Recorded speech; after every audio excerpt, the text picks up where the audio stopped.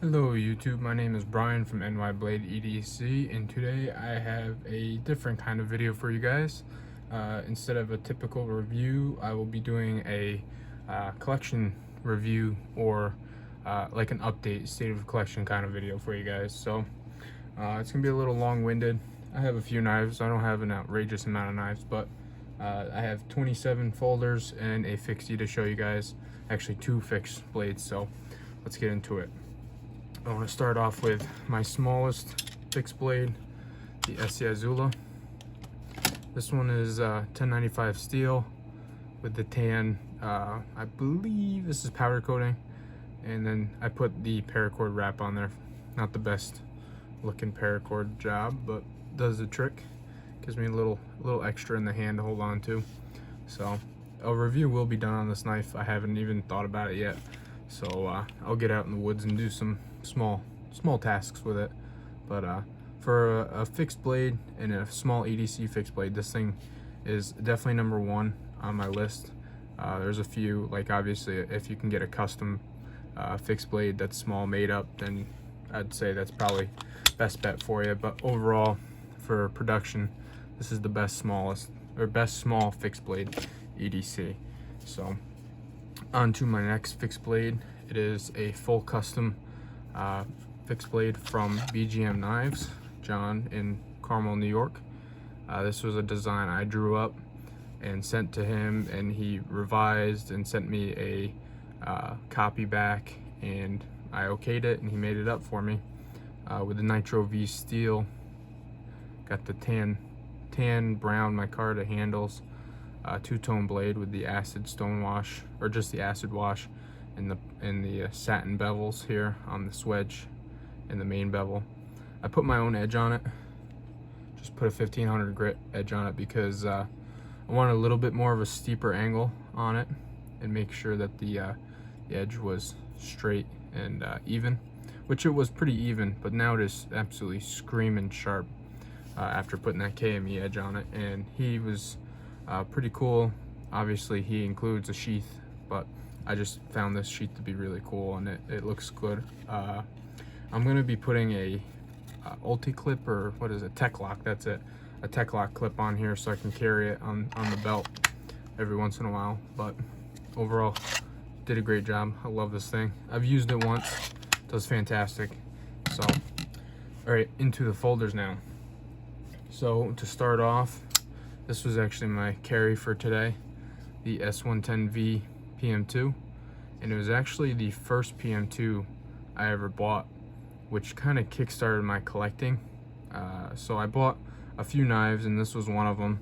And at first I actually was not intrigued by it at all. I was kind of not really into it, and then I started carrying it and using it, and it started breaking in, and I just loved the steel, and it just has done fabulous. I've sharpened it. This was actually one of my first KME edges, so it kind of looks a little sketchy, but it's pretty sharp. Eats through cardboard pretty good. So S110V PM2 with the lynch clip on there. This is the short one, and the satin, or polished, I believe polished, yeah, that's right. So enough of that one. Onto my second PM2. I have 5 PM2s, and I will show you all of them because they all kind of have their own stories. Not really. This one mainly is the only story one, but this one's the S30V pink version. I bought this because we lost my grandmother to it was lung cancer, but just the fact this is cancer related. My family likes to donate to Cancer Foundation and anything cancer related for research, so this is kind of my way of like commemorating her. I have carried it and I've used it, but I like to keep it a little clean because my grandmother was a very, very clean person in general. She was a saint. So just to remember her, I bought this knife and I keep it in the collection. That's not going anywhere. That one is staying in the collection forever. So onto my M390 DLT Trading exclusive PM2. This one is actually used as well. As you can see, the tape residue there. I love M390. I love the S110 version as well. So those are my 2 most used PM2s. This one I would say probably a little less than the S110.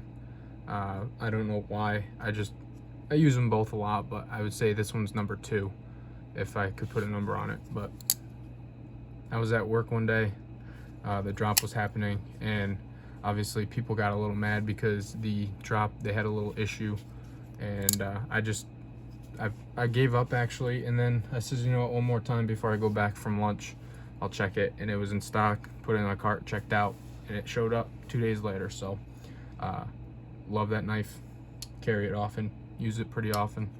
But now onto this PM2. My room is cold, so my blades are getting a little condensation from my fingers here. But this is the KnifeWorks exclusive CTS 204P with the 4-screen G10 PM2. This one has the long lynch clip. I'll compare them for you. Here's the short versus the long. As you can see, this one's quite a bit longer, but this was a knife I bought off a friend of mine.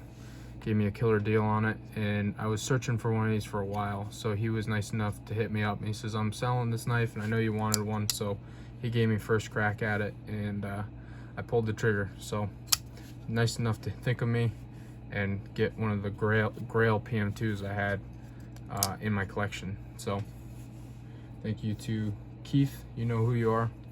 Now onto my final PM2. This is my plain Jane S30V. I carry it and I use it.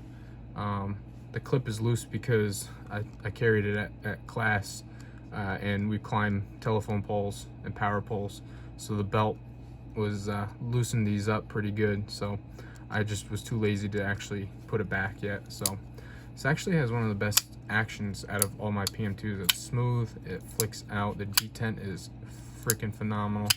So let it drop shut, just awesome knife, great design. Doesn't have to be anything fancy, you know. But we're down to our last 2 Spydercos here.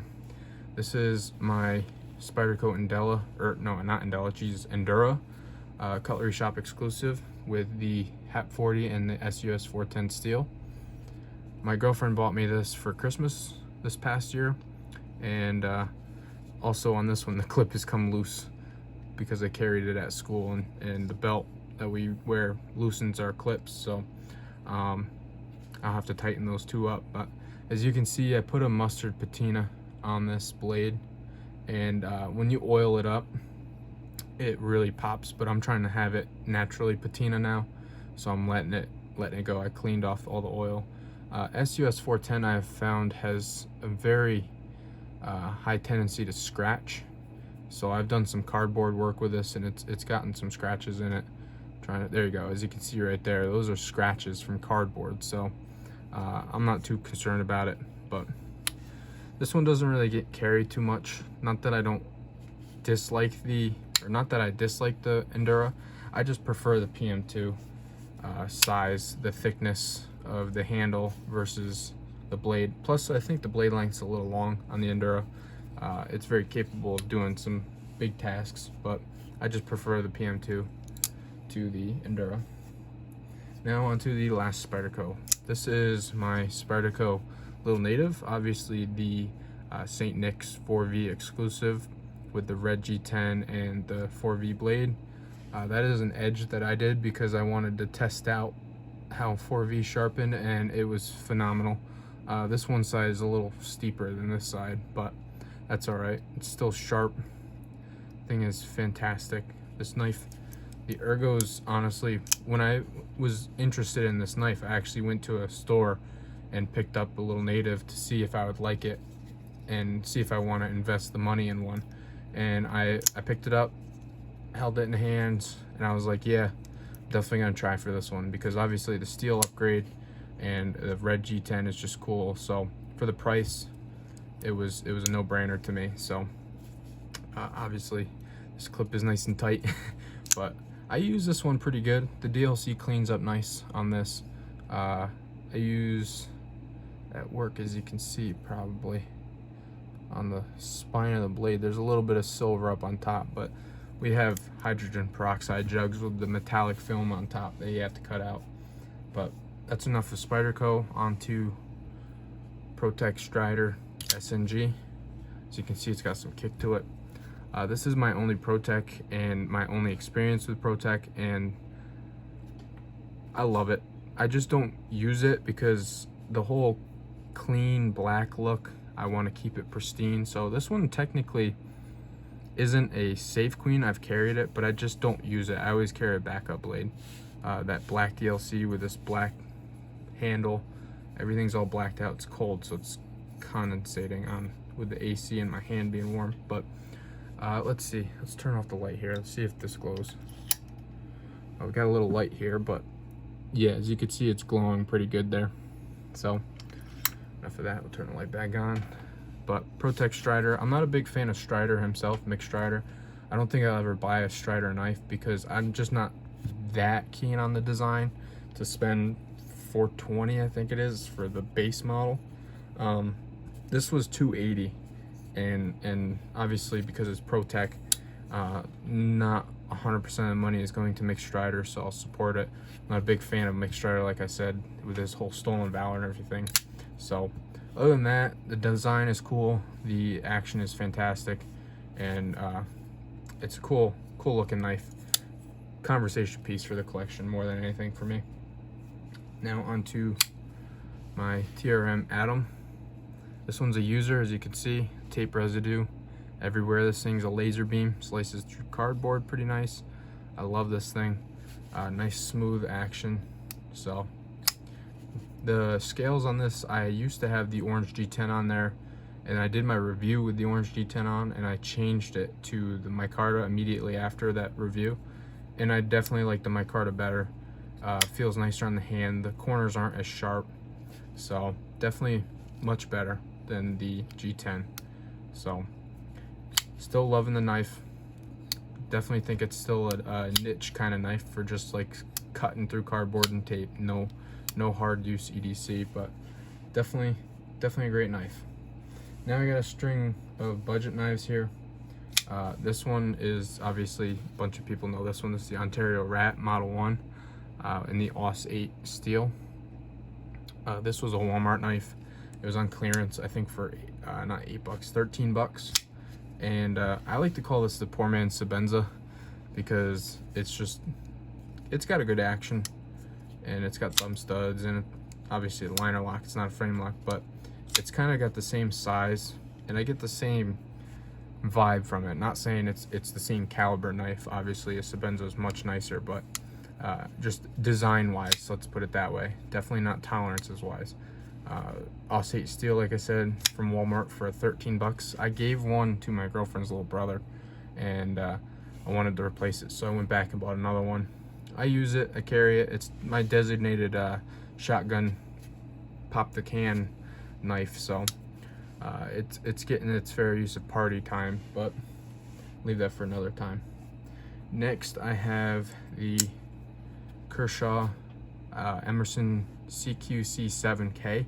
It's a mouthful, but this was a gift to me from a good buddy, Tucker, the American Knife Enthusiast on Instagram. Go give him a look, give him some love. He's a young kid, and he's up and coming in the world with the EDC knives and everything. EDC knives, all that kind of stuff. So give him a look. And the story behind this was he was doing a little giveaway in our group chat, and he told us all to guess a number, and I happened to be the closest. And it was between this and another knife, so I chose this one because I was interested in it, and showed up, and I beat on it. I use it. Free knife, so I'm not complaining. And Tucker, thank you for that. It's definitely a cool little piece. So I'd like to see one of these new and see how it feels, because honestly, this one's nice. It's broken in, but there's a ton of blade play up and down, side to side. So let's see. I want to see if a new one actually has like minimal blade play. But up next is the grail of all grails, the Dalika. I'm an honorary member of the Dalika Club, as this certificate here that I'm trying to pull out for you guys shows that my Dalika is original and authentic from Kiefer. Thanks, bro. And then here is my certificate of membership. New York Blade EDC, official member of the Dalika Club, awarded this 14th of May 2020. Kiefer, you're the president. Let's put these back before they get lost, because I happen to lose a lot of things. But yeah, this thing, he gifted this to me, made me an honorary member, and I thank him for that. So thanks, Kiefer, for that. And I will be doing a review on this. I have to. It's in my collection, I might as well, right? Alright, onto the Microtext. This one needs no introduction, obviously. A lot of people know what this knife is. This is the SOCOM Elite. I just said it doesn't need an introduction, I introduced it. Oh well, deal with it. Yeah, this is SOCOM Elite in the champagne gold with the two-tone blade Tanto version, M390. So this one is a fantastic knife, awesome action. Boom, I love this knife, just feels great. So as you can see, I carry it. I threw this into a pole at school the other day. All the guys wanted to see it, so I whizzed it across and I stabbed it into a pole. Excuse me. Next up, another Microtech. I like to keep my knives in groups, as you guys can tell. Obviously, all the Spydercos together, and now all the Microtechs are together. So, I do have multiple Kershaws, but I don't have them together. So, I threw you guys for a loop there. Just realized that. But this is the Microtech Lu DT. Excuse me. And it is in 204p steel with the red handle and the apocalyptic finish on the blade, which is basically a really aggressive stonewash finish, and it feels really cool. It's like a matte feeling to it, but I like this knife. It's really cool. I don't carry it very often. Automatics really aren't my thing. Obviously I own 2 of them, but they're just not really my thing. Other than that, it's a really cool conversation piece. People are obviously interested in the whole automatic thing about it, but ergos wise, I'm not a really big fan of it, and it's just a little small for my liking, so it just doesn't get carried that often. If the handle was longer and allowed my hand to kind of sit in there a little better versus pinching my fingers between these 2 points, then I would definitely like this. If they made an XL LEDT, I think Microtech would make a killing with that, because this knife in the size of the SOCOM would be perfect, dude. So yep, LEDT, let's put that away. Now, up next is my UTX 85 with the Tanto edge, 2-tone, and this is an LMAX steel with the turquoise, the pocket clip there. It's another conversation piece. I don't really carry this often. The guys in school, they all have that little stigma about these, that they find them cool, but I don't really find it very useful for like an actual tool. It is definitely more of a conversation piece though. So got a cool action. It's fun to play with. It's cool to carry as like a secondary knife for people just to look at and play with. They say, what are you carrying today? Like all the guys at school ask me what I'm carrying, so I pull out some knives and they go to town playing with them. But up next is the Kershaw Knockout in M390, the USA Made Blade exclusive, Jesus, and with the Battle Stars and Stripes. I love this knife. It was actually a surprise. Like, I bought this on a whim, and I didn't really expect anything fantastic from it, because obviously, like, Kershaw is not the best. Everybody knows that. They make good designs. The build quality is not fantastic, but definitely decent. So this is a USA made version of a Kershaw Knockout, or not USA made version. It is, but like they all are. This is a USA made blade exclusive, I meant to say, for the Knockout. So the M390, that steel upgrade really sold me. So I think it's a difference of like 25 bucks or something like that. Plus you got that laser engraving on it, so it was pretty cool. So I thought, why not? I was always interested in them, but once they released this Battle Stars and Stripes, I bought one. So definitely liking this one. I've carried it a few times. You can see on my Instagram, I posted a few pictures of it already, and definitely enjoying it. Now on to my most expensive knife in my collection, by about 100 bucks. My small Sebenza Boxelder inlays that has fingerprints all over, and it's bothering me. Let's get them out of there. That's the one thing about having that high polish bevel there. It's just really shiny. It picks up fingerprints. And same thing with these flats here. They get fingerprints pretty easily. So just to show it off here. This one is, I bought this as a heirloom knife that I'm gonna keep. I've used it, but very sparingly. I've carried it very sparingly. But the thing is, it's gorgeous. Just absolutely gorgeous. I love this knife. Those polished flats with those Boxelder inlays, and then the gold thumb stud with the polished bevel. It's just beautiful, and the action is great. So it's gonna get passed down. Hopefully, if I have kids, they'll get it eventually. Onto my Benchmades.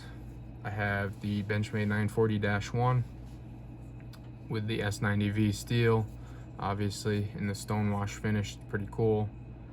Carbon fiber handles with those blue spacers. I put a deep carry clip on this because I wanted to. I definitely did not care for the normal clip that comes on it, so I changed that out real quick. I'll be doing a review on this knife soon. Not telling when because I don't even know myself, so just keep an eye out for it. Definitely wish they did the blue thumb studs on that, but beggars can't be choosers. Next up is my Benchmade mini Bugout Stormtrooper version with S30V steel. Just mini Bugout, nothing really to it. I definitely need to get a full-size Bugout again. I used to have a Ranger Green, and then I sold it because I went and collected Spyderco knives only for a period of time, up until about March of this year, 2020. I sold off a bunch of them and traded a bunch of them and re-diversified, excuse that burp. But definitely enjoying this mini Bugout, but I want a full size again, so that'll happen eventually. Next up is my 3-year anniversary gift from my girlfriend to me. I gave her a few cheaper knives to pick from, and she chose the mini grip Tilian, and I was very happy she did because I wanted a mini grip for a while. I just never wanted to buy one myself, so to get one as a gift was pretty nice. So she got me something I wanted, and I'm very happy. Also, I wanted the yellow version because I wanted a bright color, so that's why I got the yellow. This is S30V, I forgot to mention. It's a very polished blade, Jesus. There you go, S30V right there, up at the top by the thumb ramp. But mini grip out of the way here. Now is another knife that was like a surprise to me. The Southern Grind, excuse me, Spider Monkey, USA made blade exclusive with the M4 steel and serialized. So I got number 21. So I found out that they made 50 of the DLC blade and 50 of the satin. So it's pretty cool that I got number 21, the first half of the DLC blade versions. And I'm gonna say something here. This knife, action-wise, reminds me of a Sebenza. Definitely not as smooth, but it reminds me of one because it's just, you got the thumb studs and you can flick it open, drops down your thumb, push it shut, it's smooth, and then you can do that. But when you roll it out, it just, there's something about it kind of reminds me of the Sebenza. So some people are gonna be like, you're crazy, but I don't know, it really just reminds me of the Sebenza. So I really enjoy this knife. A little smaller than I expected it to be, but it still fills the hand very nicely. So I was very surprised by this knife. Definitely a really cool knife. If you could pick one up, just a plain model, definitely check it out. Excuse me. Up next, I have the Boker F3, 3.5-inch version with the carbon fiber and the titanium on that side, frame lock. So this is a design that Vox makes in his custom line, and Boker took the design and made a production version. As you can see there, the Vox logo.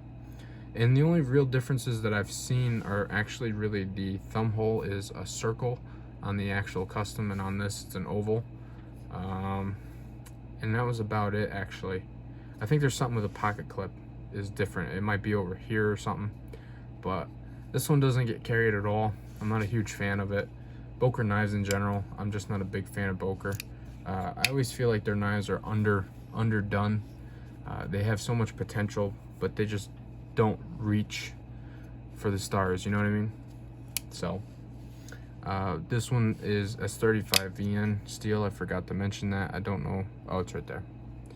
Probably hard to see with the, there it is. Yeah, S35 VN version. It's the 3.5 inch with the carbon fiber. Now up next,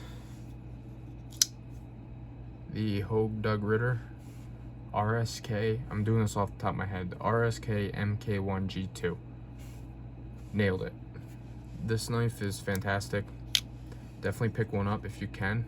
KnifeWorks exclusive, and for 160 bucks, that's much better than the 187 that they want for the G10 and 20 CV Benchmade grip Tilian. So if you can get a USA made knife with 20 CV and G10, or another USA made knife with 20 CV and G10, the same design practically, for like $20 cheaper, why not? So definitely pick one of these up, and I'm really enjoying it. The hype is real on this. I just put up my review on this knife actually a few days ago. So if you're watching this and you haven't watched that, watch the review on this and you'll see how I really feel about it. Now into my last 5 here. I'll start with these. So here is my XM18 Gen 6 Wharncliffe DLT trading exclusive. As you can see, there's no choil. This is the no choil version, the black and blue G10. So what happened is I had a fatty Warney Gen 6 that a friend of mine wanted to buy and called dibs on it, and I didn't want to sell it at first, and then he was really saying he wanted it, and I was like, you know what, he helped me out. He sold me this to me when I wanted one, so I sold him my fatty. I immediately regretted it, and the money he gave me for that I put towards this. So I bought a brand new Gen 6 Wharncliffe again, this time with black and blue G10. The one I had was red G10 and a working finish, so I got the working finish back, the Wharncliffe back, but instead of 20 CV, it's M390, which obviously I have no problems with that, but I had to have that one back in the collection. So next up, I have another Hinderer, which is all dusty. Let me wipe off the blade here. The Hinderer Halftrack Wharncliffe USA made blade exclusive with the black and blue G10 and blue anodization on the titanium. And as you can see with my Hinderers, I have a theme. I've got the black and blue and Wharncliffe. So I love the USA made blade version of the Halftrack because it has the Wharncliffe and it just looks gnarly and it fits the hand really nice. I love this little knife. It's a tank. I want a full track, and I want to see how they compare. Obviously full track's a lot larger. I used to have an XM24. It was my first Hinderer and I loved it, and I actually sold it to buy my Sebenza. So eventually I'll buy another one, but who knows when that will happen. I think a Halftrack will be before an XM18 or 24, excuse me. But next up, I have, these are the final 3 knives here. I have my ZT lineup here. So this is the ZT 0850, and this was actually on loan to me from Kona Knives on Instagram. Go give him some love. And I fell in love with this knife so much that I actually just asked him. I said, hey, can I buy this knife off of you? And he obliged with it, and so now I'm actually giving him money for it. So it is now my knife, and what really made me fall in love with it is the size and just how smooth it is, and it just carries so nicely for such a large knife. Let's compare it to the SOCOM. It's not as large as the SOCOM, but it's in the ballpark. So it's just a hair shorter than the SOCOM, as you can see, maybe like 1/4 inch. So definitely a large knife, and it's right up my alley. So large knife feels great in the hand. I love the blade shape, it looks gnarly. I love the action, so I had to buy it, and thankfully he obliged with me and he sold it to me. So thank you, Chris, for that. And let's put this one away and get to the next one. I only got 2 more here, so bear with me. We're just about at the 30-minute mark here.